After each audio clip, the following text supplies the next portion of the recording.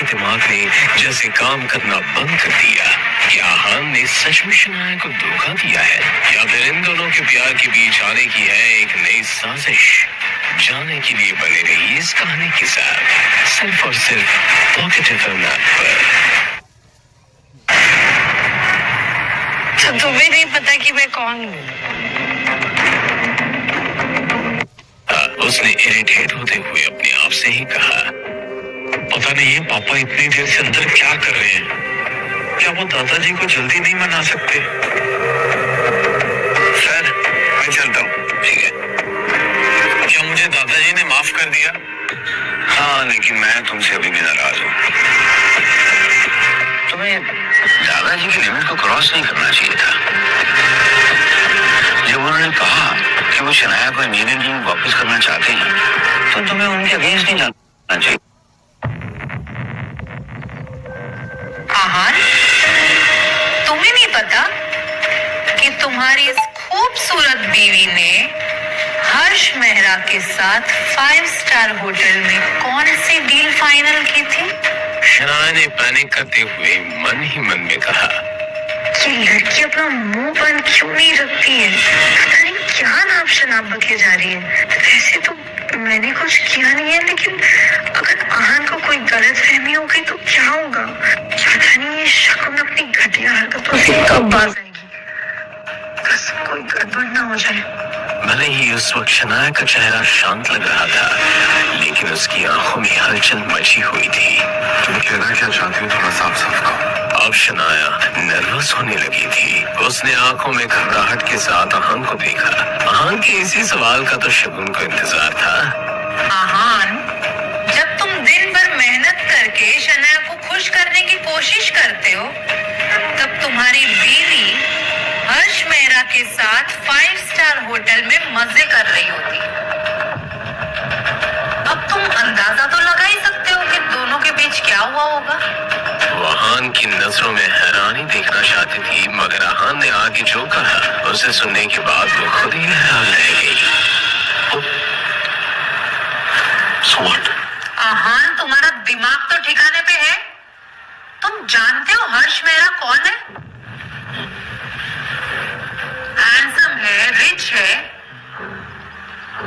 और तुम्हारी बीवी भी गुड लुकिंग है।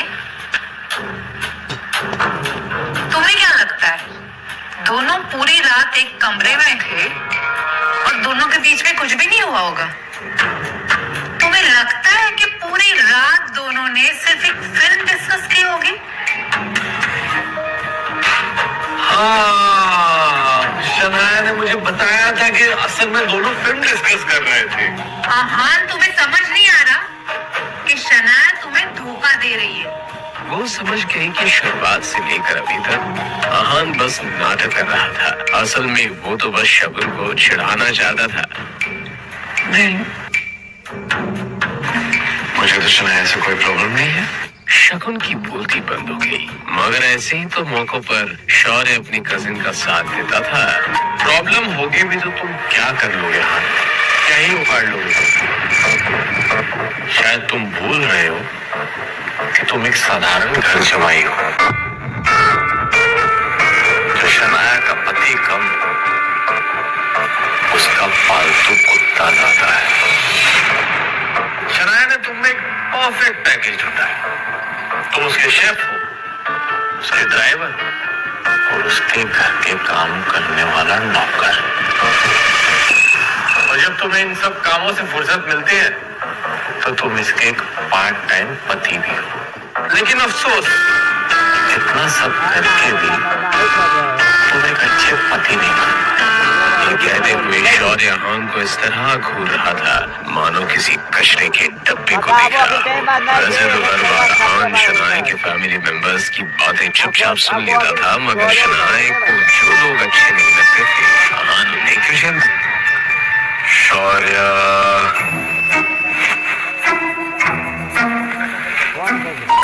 कल तुझे बहुत मार पड़ी ना? तो ठीक है।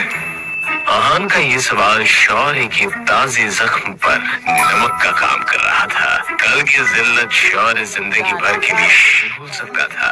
मार पड़ी, इन सबसे तेरा क्या लेना देना? तू अपनी बीवी पर कंट्रोल रख। वो बाहर गुलछर्रे उड़ाती फिर रही है, मुंह मारती फिर रही है वो बाहर। शौर्य की बात से अहान को कोई फर्क नहीं पड़ा।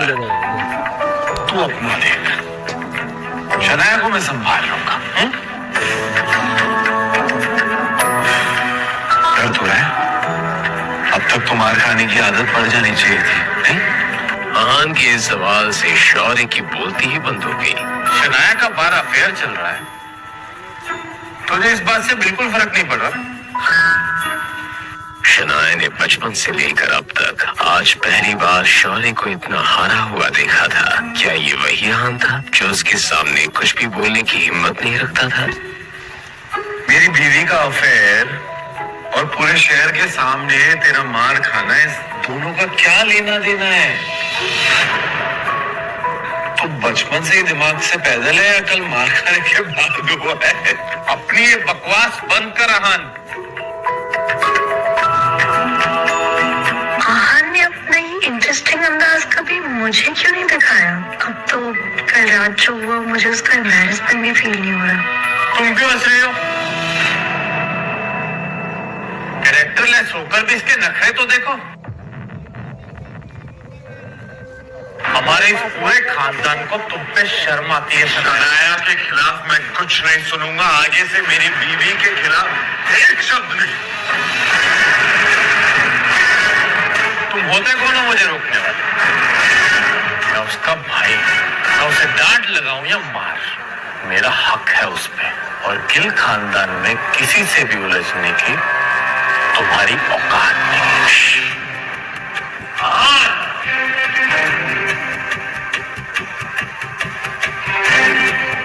तू सही कह रहा है, मैं तुझे हाथ लगाने के भी लायक नहीं हूं, लेकिन सॉरी, तू किस लायक है ये बताना मुझे ज्यादा जरूरी लगा। उन तीनों ने भी अहान का ये अंदाज पहली बार देखा था। अहान की एक बात साफ थी, कोई उसे कुछ भी कह ले, लेकिन उसकी वाइफ शनाया के अगेंस्ट कुछ कहा तो अहान माफ नहीं करने वाला। क्या तुम जानते नहीं कि मैं कौन हूं? जब दादाजी को पता चलेगा ना कि तूने मेरे साथ ऐसा किया है, तो वो तुझे माफ नहीं करेंगे। इस पॉइंट पर अहान ने शौर्य को नीचा दिखाते हुए कहा, क्या तू सच में इस गलत फहमी में है कि मैं आनंद गिल से डरता हूं? बेशरम, क्या ये अपनी मौत को बुलावा दे रहा है? मुझे तो लगता है कि इसे और शनाया को दोनों को इस घर से बाहर निकाल देना चाहिए।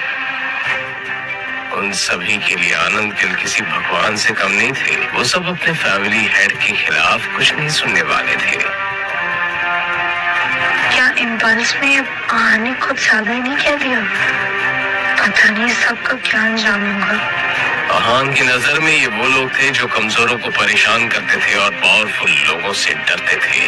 उन सब लोगों को नजर अंदाज करने के बाद वापस चले। और अब जब उसका प्रोजेक्ट भी उससे छीन लिया गया था, तो वो ऑफिस में रहकर अपना मूड खराब नहीं करना चाहती थी, तो इसलिए उसने अहान की बात पर हामी भर दी। उन दोनों के जाने के बाद सभी आपस में गॉसिप करते हुए वहां से चले गए। अहान, तुम्हें तो मैं तुम्हारी असली जगह दिखा कर रहूंगा। हर थप्पड़ का बदला लूंगा मैं इन दोनों से, और ऐसा बदला लूंगा कि वो दोनों मरने के बाद भी मेरा नाम सुनकर कांपने लगे। इस बारे में सोचते हुए शौर्य की आंखों में एक अलग ही आग नजर आ रही थी। ये कोई ऐसी वैसी नहीं, बल्कि बदले की आग थी। शनाया कब से अहान से कुछ कहना चाहती थी, मगर वो कुछ कहने के लिए अपने आप को तैयार नहीं कर पा रही थी। कुछ देर की खामोशी के बाद आहान, शनाया, तुम्हें मुझ पे यकीन है? शनाया इस सवाल के पीछे की वजह तो नहीं समझ पाई, मगर उसने बहुत ही ईमानदारी के साथ अहान की आंखों में देखा। तो भरोसा करो, तुम्हारे दादाजी स्प्रिंग कॉर्पोरेशन का प्रोजेक्ट तुम्हें वापस देंगे। I promise.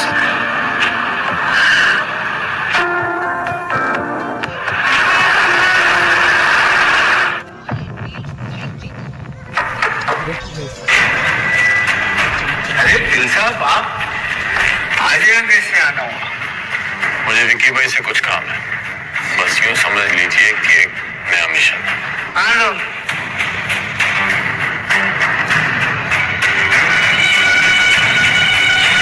आहान, अब तुम्हारा काउंटडाउन शुरू। मेरी इंसल्ट का बदला अब मैं तुम्हारी प्यारी बीवी से लूंगा।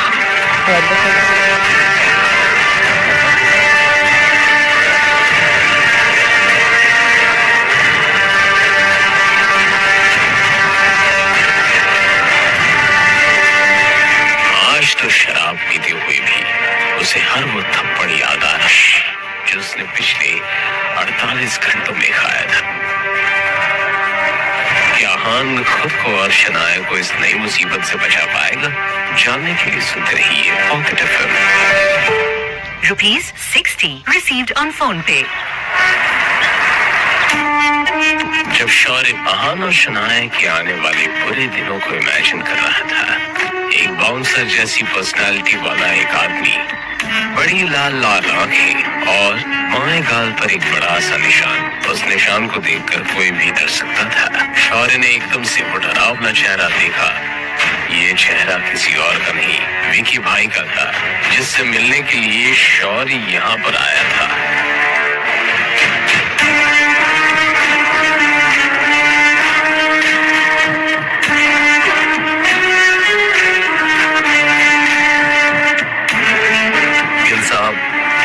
कैसे आना हो? कोई काम था क्या? अरे विकी भाई, आप कैसी बात कर रहे हैं? अब कोई काम नहीं होगा तो क्या मैं आपसे मिलने नहीं आ सकता? विकी भाई तो ज्यादा ही स्ट्रेट फॉरवर्ड इंसान था। वैसे तो दुनिया के लिए वो बड़े से बार का मालिक था, लेकिन असल में वो एक गुंडा था। साहब, इतनी मक्खनबाजी करने की जरूरत नहीं है। तुमको अच्छे से पता है कि अगर मुझे डील अच्छी लगी तो मैं मना नहीं करूंगा। अब बताओ, तुम ऐसे कौन से झमेले में फंसे हो कि जिसकी वजह से तुम्हें यहाँ मेरे पास आना? विकी भाई, आप तो सब कुछ जानते हैं, तो मैं सीधा पॉइंट पे आता हूँ। वो मेरी कजिन है ना, मैं जानता हूँ कि आप उसमें थोड़ा इंटरेस्टेड थे। तुम्हारी कजिन? कौन? शनाया? अब तक जो विकी भाई आलसी अंदाज में बैठा हुआ था, अचानक से उसकी आंखें चमकने लगी। शौर्य का जवाब सुनते ही उसने शौर्य से कहा, क्या 3 साल पहले उसकी शादी नहीं हो गई थी? क्या उसने तुम्हें परेशान किया क्या? विकी भाई, जैसा कि आप जानते हैं, हमने अभी स्प्रिंग कॉर्पोरेशन के साथ काम करना शुरू किया है, तो किसी ना किसी को तो कंपनी का हेड बनना ही था। बस इसी बात को लेकर मेरे और शनाया के बीच में झगड़ा चल रहा है, और बस इसी वजह से हम सबकी रातों की नींद उड़ी पड़ी है। ये सुनकर विकी भाई को भी बड़ी एक्साइटमेंट फील हो रही थी, मगर उसने फिर एक बार शौर्य से सवाल करते हुए कहा, क्या तुम शनाया को मरवाना चाहते हो? नहीं विकी भाई, मैं भला किसी को क्यों मरवाऊंगा? क्या तुम स्प्रिंग कॉर्पोरेशन की बात कर रहे? मेरे सुनने में आया है कि दिल्ली की रायजादा फैमिली ने इस प्रोजेक्ट में इन्वेस्ट किया है। अब जब तुम लोगों के पास इतना पैसा आ ही रहा है, तो तुम्हारा काम करने के लिए मैं पूरे 10 लाख दूंगा। मंजूर?